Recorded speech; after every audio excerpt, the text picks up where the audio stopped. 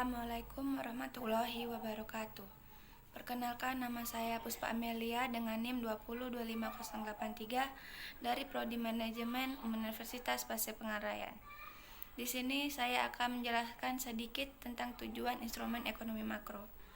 Kebijakan mikroekonomi adalah bentuk kebijakan yang diambil oleh pemerintah suatu negara yang pada prinsipnya bertujuan untuk menstabilkan perekonomian dan menciptakan pertumbuhan ekonomi ke arah yang positif. Setiap kebijakan ekonomi bertujuan untuk mengatasi masalah-masalah ekonomi yang dihadapi. Tujuan-tujuan kebijakan ekonomi makro dapat dibedakan kepada 4 aspek berikut. Yang pertama, menstabilkan kegiatan ekonomi atau price level stability. Kedua, mencapai tingkat penggunaan tenaga kerja penuh tanpa inflasi atau high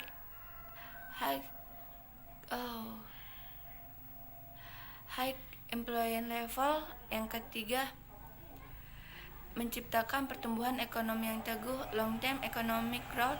Pertumbuhan ekonomi yang ideal adalah berlangsung terus-menerus serta dengan terciptanya lapangan kerja tidak merusak lingkungan, lebih tinggi daripada laju pertumbuhan penduduk, disertai dengan distribusi pendapatan yang adil, kontribusi sektoral yang merata, tidak meninggalkan sektor pertanian, kenaikannya real exchange rate stability. Nilai tukar merupakan nilai uang secara eksternal yang tinggi, rendahnya berdampak pada berbagai aspek ekonomi dan sosial lainnya, misalnya impor dan ekspor, APBN dan APBD, kesehatan dan pendidikan, transportasi, instruksi dalam negeri, politik, daya beli di masyarakat, dunia perbankan, sektor pertanian, kelautan, peternakan, sektor properti, dan sebagainya. Adapun kebijakan makroekonomi dibagi menjadi 2 bentuk, yaitu kebijakan moneter dan kebijakan fiskal.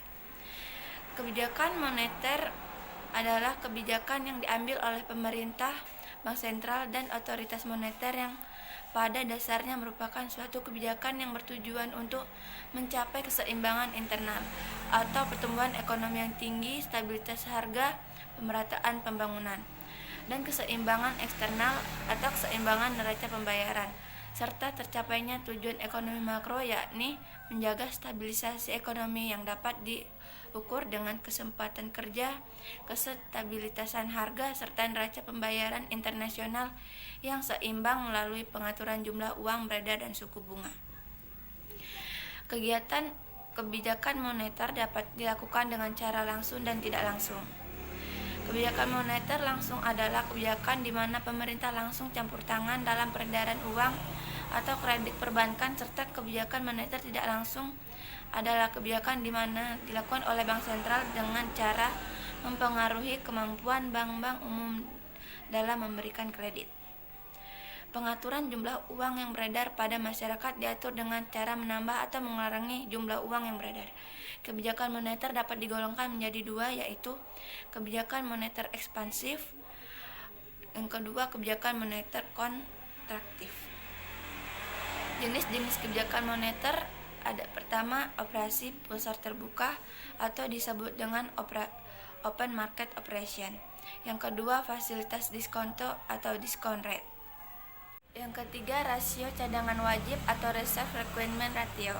Keempat, himbauan moral atau moral persuasion. Kedua, yaitu kebijakan fiskal. Kebijakan fiskal adalah suatu kebijakan ekonomi dalam rangka mengarahkan kondisi perekonomian untuk menjadi lebih baik dengan jalan mengubah penerimaan dan pengeluaran pemerintah. Kebijakan ini mirip dengan kebijakan moneter untuk mengatur jumlah uang beredar. Namun kebijakan fiskal lebih menekankan pada pengaturan pendapatan dan belanja pemerintah. Instrumen kebijakan fiskal adalah penerimaan dan pengeluaran pemerintah yang berhubungan erat dengan pajak.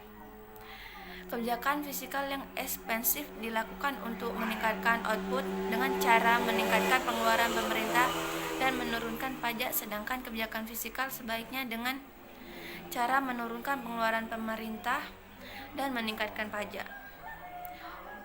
Output negara ditentukan oleh 4 unsur, yaitu konsumen, investasi, pengeluaran pemerintah, dan transaksi luar negeri, atau disebut juga ekspor dan impor. Kebijakan fiskal yang ekspansif dengan cara meningkatkan pengeluaran pemerintah mengakibatkan output meningkat. Juga apabila dilakukan dengan penerimaan pajak yang menurun. Hal ini mengakibatkan pendapatan deposibel perseorangan akan meningkat sehingga konsumsinya juga meningkat. Dengan asumsi tabungan dianggap tetap secara agregat, hal ini akan meningkatkan konsumsi agregat dan akan meningkatkan output. Begitu juga sebaliknya. Dengan kebijakan fiskal yang kontraktif yaitu dengan cara menaikkan pajak, dapat juga dengan cara menurunkan pengeluaran pemerintah.